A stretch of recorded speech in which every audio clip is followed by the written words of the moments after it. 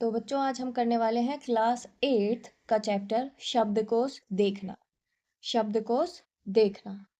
शब्दकोश शब्द का मतलब होता है डिक्शनरी। क्या होता है शब्दकोश? डिक्शनरी। अब हर किसी को कुछ ना कुछ शब्द ऐसा हो सकता है कि जीवन में पहली बार सुनने को मिले, तो हम सभी को डिक्शनरी देखने की ज़रूरत पड़ी जाती है। तो उसी स्किल के बारे में आज हम डिस्कस करने वाले हैं।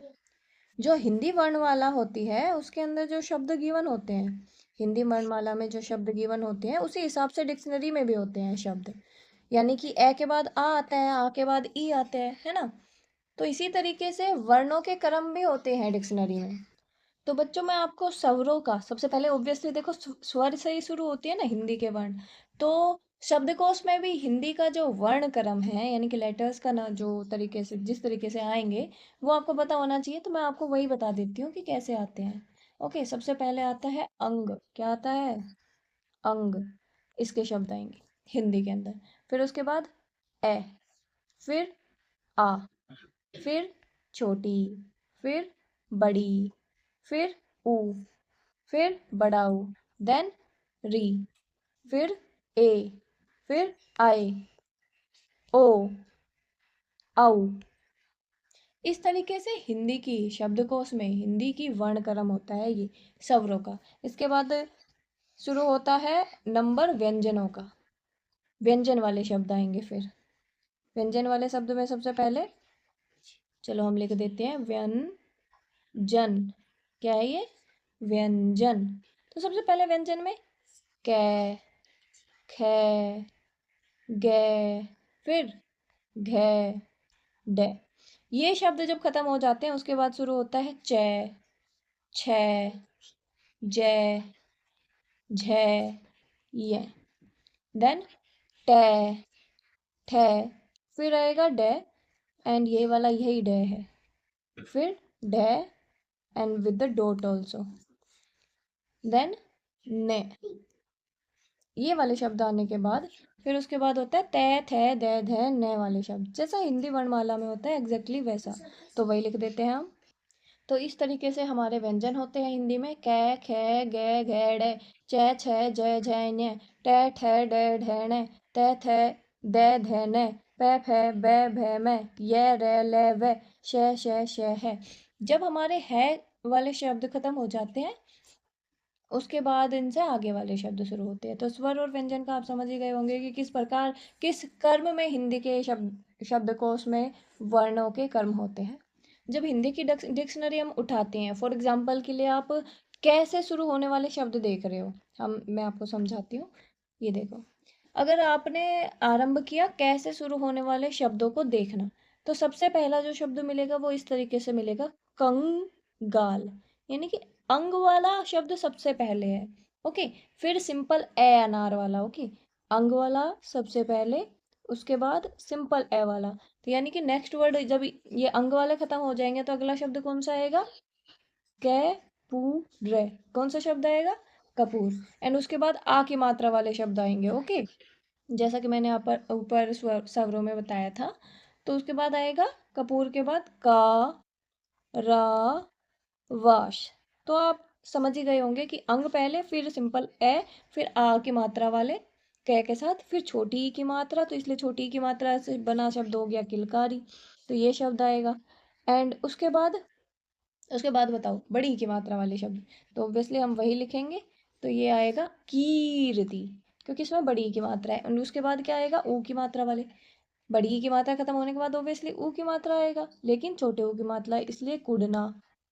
फिर बड़े ऊ की मात्रा आएगी तो कुबड़, कु, बे, डे।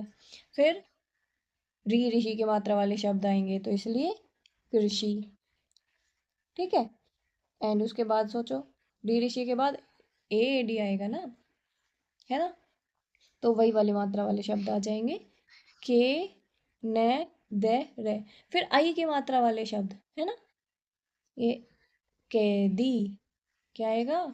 कैदी, कैदी। फिर इसके बाद आई की मात्रा के बाद ओ की मात्रा वाला, तो इसलिए कोरा।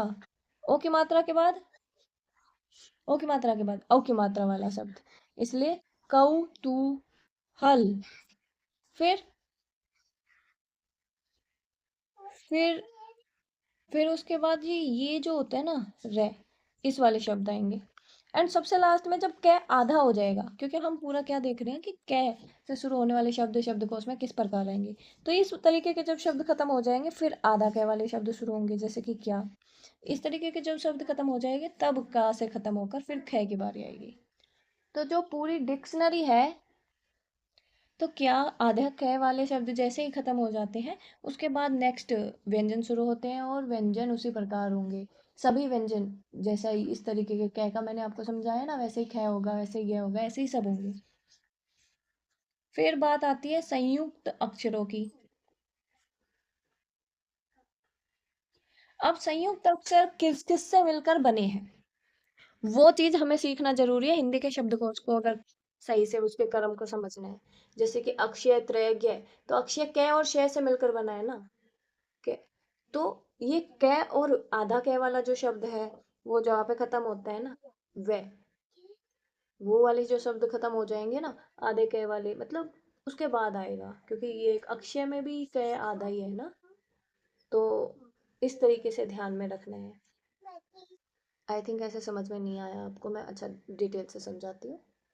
शब्दकोश में वर्ण किस प्रकार होते हैं, मैंने वो आपको समझाया था। पहले स्वर बताए थे, फिर व्यंजन बताए थे, और व्यंजन में सबसे लास्ट में आपको बताया था मैंने है। क्या बताया था? है। क्या बताया था? है। तो है जो हिंदी का शब्दकोश है ना, जो हिंदी की डिक्शनरी है, उसका अंतिम वर्ड है। लेकिन अब मेरी बात ध्यान से सुनो, बहुत ध्यान से, बड़ी काम की बात बता रही हूँ, ये इसलिए ध्यान से सुनना, कि जो ये अक्षय है, अक्षय, जो ये त्रय है, जो ये ज्ञ है, द्य, श्रेय, है, और हश, ये जो शब्द है, इनसे शुरू होने वाले शब्द डिक्शनरी के लास्ट में जो वर्ण है, उसके बाद नहीं आते, बल्कि कैसे आते हैं, देखो ध्यान से कैसे आते हैं, अभी नीचे समझाती हूँ। सबसे पहले आप देखो इसको समझने के लिए अक्षय को, किसको देखोगे? अक्षय को। ये लिखा मैंने अक्षय, किससे मिलकर बना हुआ है अक्षय? किससे मिलकर बना हुआ है अक्षय? अक्षय मिलकर बना हुआ है कै और शय से। क्या और शय से मिलकर बना हुआ है? तो कै शय वाले शब्द के बाद आएगा ये, क श। ठीक है। जो ये वाले शब्द जहां पे खत्म होंगे ना, मैंने बताया था ना आपको, कै या एक शब्द आएगा आधा वाला, तो वो य के बाद बढ़ बढ़ के शय तक भी पहुंचेगा। तो ये उन वाले शब्द के बाद अक्षय वाले शब्द शुरू हो जाएंगे। ओके। उनके बाद ये अक्षय वाले शब्द शुरू हो जाएंगे, और फिर खत्म होगा ये। ओके। फिर अब अगर बात आ जाएगी त्रय, त्रय कब आता है भाई? त्रय कब आता है? तय, तय और रह है। तय वाले शब्दों के बाद त्रय आएगा। तय, तय वाले शब्दों के बाद तय, रह, त्रय। तो ये तय वाले शब्दों के बाद आएगा। ओके। त्रय और त्र, त्रय देखा है ऐसा, त्र, ये, है ना। में से जो ये वाला है, ये पहले आएगा, ये बाद में आएगा। ये वाला बाद में, ये वाला पहले। त्र पहले आता है, जबकि त्रय बाद में आता है। तृप्ति शब्द पहले आएगा, लिख रही हूं मैं आपके लिए, ध्यान से देखिए। कौन सा शब्द पहले आएगा? तृप्ति, त्रपति, त्रपति, त्रपति। तृप्ति शब्द पहले आएगा, त्रिशूल शब्द बाद में आएगा। त्रिशूल शब्द बाद में आएगा हिंदी की डिक्शनरी में। अब हम पढ़ेंगे ज्ञ के बारे में, जो कि जय प्लस ये ऐसे मिलकर बना है। जय और ये ऐसे मिलकर बना है, ज्ञ। तो ये किसके बाद आता है? ये जो जौ है ना, जौ, जौ से शुरू होने वाले जो शब्द है, वो जहां पे खत्म होंगे, उसके बाद इससे ज्ञ से बनने वाले शब्द शुरू होंगे। ठीक है, जो वाले शब्दों के बाद। एक बार डिक्शनरी खोलना और चेक करना। दे वाले शब्द दम वाले शब्दों के बाद आते हैं। ओके, अगला है हमारे पास श्रेय। क्या? श्रेय किससे बनता है? से प्लस रे। किससे बनता है? श प्लस रे। तो ये श वाले शब्दों के बाद आता है। श वाले शब्दों के बाद आता है ये श्रेय वाले शब्द। ओके, श ये श वाले शब्दों के बाद श्रेय वाले शब्द आते हैं, इतना याद रखना है। नेक्स्ट है हमारे पास है ये, यानी कि है के नीचे हलन प्लस ये। ओके, तो ये जो शब्द है ये कौन से? इसको हम वाले शब्दों के बाद आता है हम वाले शब्दों के बाद आता है। ठीक है, नोट कर लो। नेक्स्ट है आप लोगों के पास क्या है वे। हाउ, है प्लस वे। हाउ, हाउ है वे। हाउ, ये किसके बाद आएगा? है वाले शब्दों के बाद आते हैं ये शब्द। और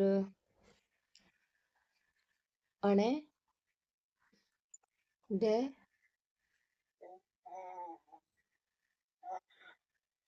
और ढे बिंदु वाला, उनके बारे में मैंने आपको बता दिया था कि इनका जो कर्म होता है वो इस तरीके से होएगा। देखो, व्यंजन में आपको समझाया था वहां पे भी, एक बार यहाँ पे बताती हूँ। सबसे पहले आएगा ये वाला, फिर शब्द आएंगे बहुत सारे, फिर कौन सा शब्द आएगा? ये वाला शब्द। ठीक है, फिर काफी शब्द आएंगे और उसके बाद ये वाला। मतलब कहने का तात्पर्य है पहले ये, फिर ये, और फिर ये ही आएगा। तो आप सभी को मैं एक होमवर्क दे रही हूँ, आप सभी को हिंदी की डिक्शनरी के अंदर मौज, मौज,